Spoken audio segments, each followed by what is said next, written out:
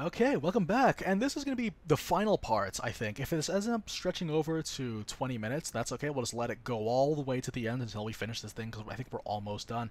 Aaron DX asks, your question is, what would your JoJo stand be like? Obligatory copyright music reference and everything.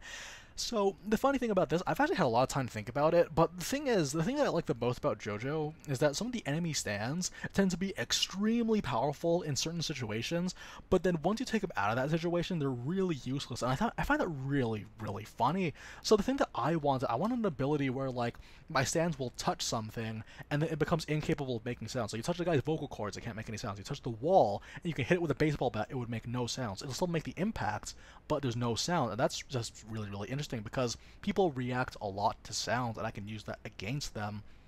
And the song that I was originally thinking about was Angels with Dirty Faces. It's by a Canadian punk band by the name of Sum 41, which I used to listen to a lot when I was 13 years old. But I think as though that was kind of a mouthful, so I just decided to shorten it to Dirty Faced Angel the entire time. So yeah, that would be really, really fun. I already answered my favorite opening and favorites. Well, I didn't say my favorite opening and my favorite stands, but my favorite JoJo is Jolene. Jolene is one of my favorites, mainly because she's substantially less powerful than all the other JoJos, but she has all the kung fu moves, and that's sick. I love that.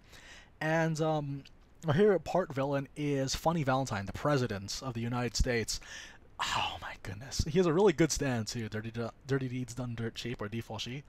So yeah, honestly, like, that's probably my favorite, partly because of the ability, but also the things that motivated Valentine too. Like, his motivations, without really spoiling anything or boring you guys with the details, are just much more multifaceted than just I want more power or I want to kill people because they did bad by me when I was little, you know? So yeah, cool stuff.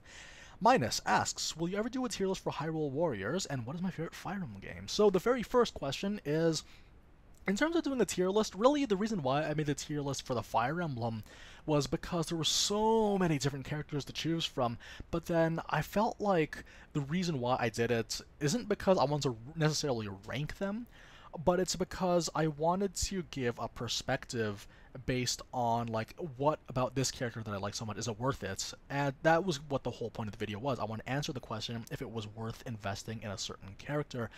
And whenever I ranked characters, it was just on the base of, you'll get a much quicker return if you invest in this character, but the order of building characters should be use your favorite first, and then start working your way down the tier list until you find the person you like the most.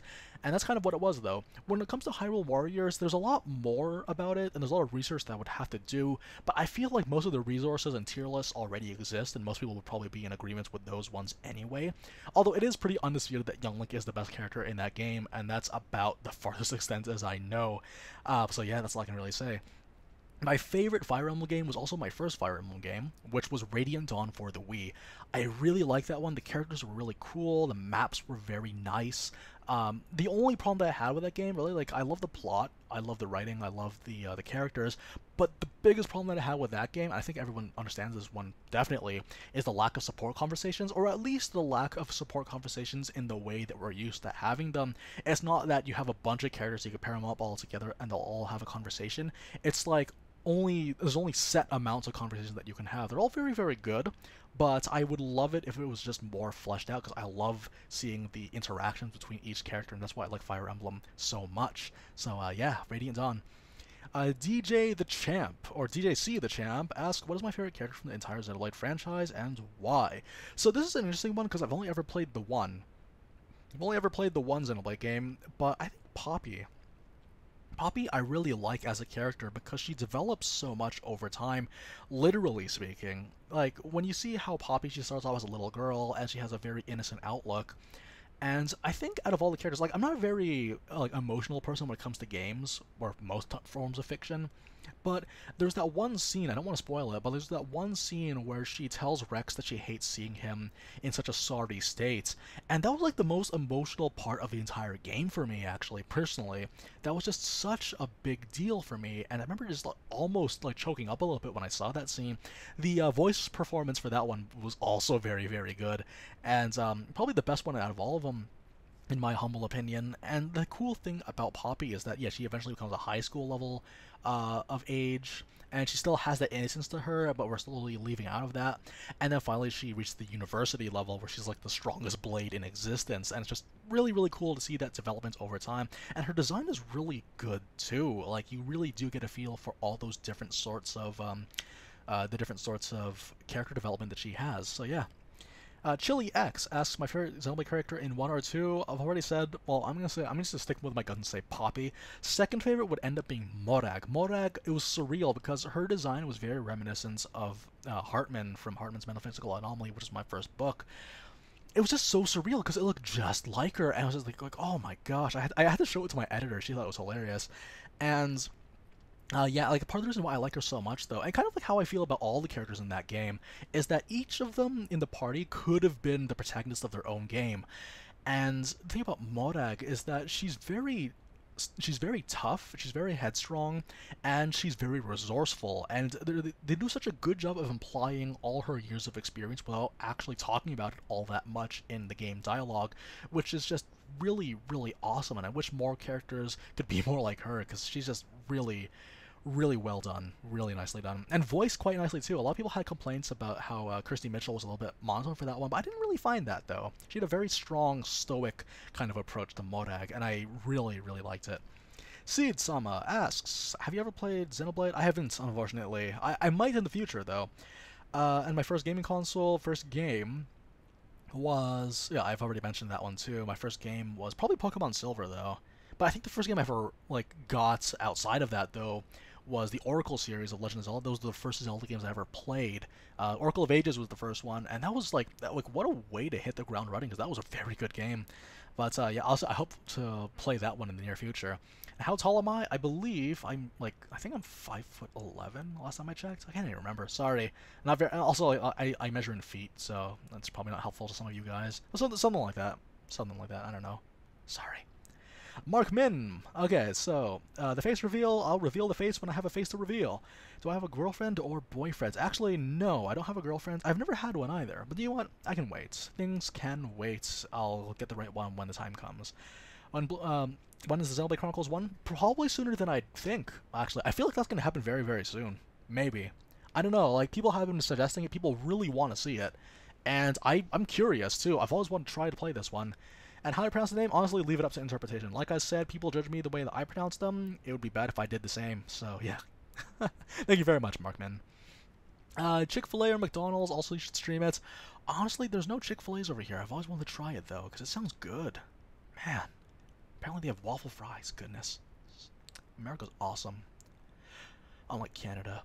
Super Frubbles asks, are you going to play Fire Emblem 3 Houses? Oh, absolutely. Yeah, definitely going to play that one. I don't know to what extent I'll play. I don't know if I can do guide videos for that one necessarily, but you know, you'll never know. It might end up being super fleshed out and robust, and that's what I look for whenever I cover a game. And one of my favorite Switch games I haven't covered, that's the thing though, like the way that I do things here on the channel is that every game that I have is covered in some capacity, whether it's streamed or videoed. So that's kind of what it is though. I'd love to be able to do more stuff, but who knows? Like, we'll leave the possibility out there in the future, because, like, you know, I do like to play whatever I want, but I'd also like to play and make videos that people would benefit from. That's my ultimate goal. So, what's the backstory of my username? So yeah, like I said, it is my pen name. Lee is one of the most common names in Canada, so I wanted to use that one.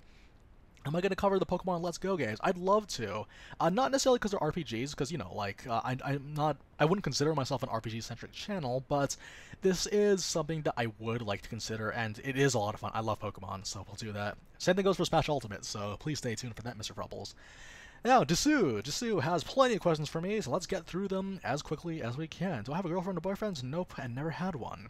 Do you sleep with the door open or closed? Closed all the time, closed. I don't like feeling exposed. Am I afraid of the dark? Well, I rather like to think that the dark is afraid of me. Would you rather go to jail for 4 years for something you didn't do, or get away with something horrible you did, but live in fear of being caught? I'd rather go to jail for something I didn't do, because if I was living in fear of being caught, that's just out of line with my own moral code, really. I feel like I need to own my mistakes. If I make a mistake, or if I do something illegal, or if I do something wrong, I need to turn myself in. Whereas if I go to jail for something I didn't do, I mean, that's just the problem with this system. I can try to fight it, but if ultimately that's what happens, then I just have to accept that. Because, you know, I think that good experiences can still happen in the worst of circumstances. Going to jail for something you didn't do is the worst of circumstances, but good things can still come about them. And that's how I like to look at it.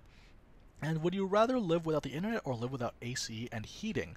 So the thing about this one is that I'd rather live without AC or heating but still have the internet, because obviously internet is something I use all the time, and I've been trying to train my body so that I don't need air conditioning or heating most of the time. I mean, like, there are more than ways to keep yourself cool, or more than one way to keep yourself warm, and I can use those resources to my advantage, so yeah. When will you have the honor to see my face? When I have one to reveal. We'll see though, like, honestly, people have, like, I feel like if I were to ever go to E3 or EVO or something like that, I'd probably want to be there and do videos of it while I'm there. Probably wear a mask, but yeah, it'll be fun. Would you rather find your true love or a suitcase with $5 million? Oh, shoot. But against the what, with $5 million, you get heavily taxed though. I'd rather find my true love then. Because the $5 million in tax, not to mention that, like, the problem with that $5 million too, like, who does it belong to? Do I get to keep it? Do I have to return it? I'd have to return it though, because that's part of integrity. That's what it means, right? Shoot. Okay, fine. I guess I'm going to love then.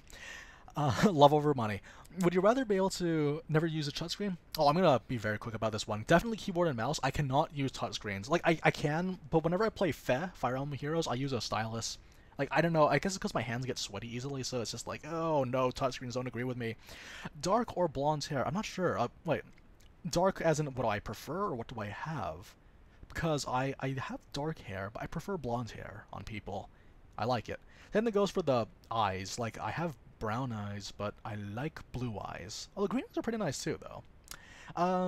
Do you sing in the shower? Oh, sometimes I sing without a need for shower, so there you go. Do you ever poop in the forest? I feel like I would have. Like, I wouldn't hesitate if I absolutely had to, because if you gotta go, you gotta go. I mean, come on. Yeah, totally would have to go there. Do I think I'm handsome? Like, I don't know, like, that's a weird question for me to ask, because how would I know? Like, I feel like everyone is their own worst critic, and they're used to seeing what they see. And also, there's, on the flip side, people that think very highly of themselves, that look at themselves in the mirror, they don't look nearly as good as they think they do, but they act like they do. And honestly, I think it's more of a self-confidence thing. I don't want for self-confidence personally, but, do I think I was handsome? Maybe not. Honestly, I wouldn't. I wouldn't, personally. But thank you very much for asking all the questions, though, and thank you for being so supportive, Jisoo. And I hope to see you guys in the next stream. Yankee Doodle asks, the best girl in Xenoblade Chronicles 2. And will I do it in Aegean? Okay, let's talk about Aegean first. I've said this before in the stream, but I might as well say it right now for the purposes of this video. Aegean is just very, very similar to all the other chroma katanas that we've ever had, and we've had very good chroma katanas too. It's just that it's really difficult to, like, have a video for Aegean without bringing something new to the table, because that's kind of how it is whenever I bring up videos, is that I try to bring a new, unique spin for each blade, instead of just doing the same exact combo every single time, or doing the exact same tactic every single time. However, Aegean is going to be featured in Golden Country, and if I ever do character showcase for Golden Country, then that means that Aegean might end up being the first one, just to make up for the fact that we have not done it yet, so yeah, let's hope so. The best girl in Xenoblade Chronicles 2 is Poppy, followed by Morag, followed by Cassandra, followed by Shiba, followed by Pyra, and then Cosmos is at the bottom. Oh, we laugh on these games. I'm just kidding, I like Cosmos. I find her a little bit overhyped, but I like her. Beasley asks, favorite Xenoblade Chronicles 2 music for the field is got to be Tantal. Tantal's a really, really good one. Da da da da da da da da da da da. Yeah. Sorry, I'm trying to remember off the top of my head. Sorry, I tried singing that time. How many hours on Xenoblade Chronicles 2? About more than 600 at this point. Must have been more than 600 hours at this point. And Octopath, maybe under 100 hours, just under 100. So, yeah. That's usually how it is, though. The least useful rare blade in battle is Cosmos! Or Gorg. Probably Cosmos, though. At least Gorg has a crit recharge. Your favorite video game franchise has to be Legend of Zelda. Love that series so much, and I look forward to see what they're going to do in the future, because Breath of the Wild was just a huge revelation for that particular series. And how do you clear... I'm not entirely sure what Ligma is, but from what I understand, it's a very, very serious illness, and it's something that we all need to be very mindful of moving on in the future. And Jojo, finally, gets to ask what the plague is, and then and then the dark side, force, and then possible. Victor, do you know what? Maybe Victor is my favorite moderator. Anyways, guys, thanks very, very much for joining us on this little adventure of ours. Again, thank you so much for also being so supportive and helping me have the momentum driving forward to drive me to continue to do these videos. I'm glad that people really enjoy them. I'm glad that people benefit from them. I mean, to this day, I still get messages on Twitter that people like tell me that they're so grateful that parts of the video have helped improve their games, and that's kind of why I continue to do these things. It's not a personal hubris thing. I don't really like to think of myself as a sort of a prime resource for all things gaming and Switch related, because there are plenty of people out there that do the stuff that I do, but much more effectively, and those are the people that are worth looking at as well. That being said, though, the stuff that I do it so that I can help enhance each game, so that you can maximize it to its fullest potential, so that you can have a much more enriched experience with it, and I think that's the thing that we can all really appreciate. So in the grand scheme of things, there are stuff that I would like to do in the future. As long as we have people that watch them, I'd be more than happy to do things like reviews or first impression videos or anything like that to kind of leave our comfort zone, so to speak, but I'm pretty happy with what we have right now. So guys, thanks very much for the 20k subs, and here's hoping that we will be back for the 100k sub special. Hope to see you guys there. Until then, ta-ta, and take care.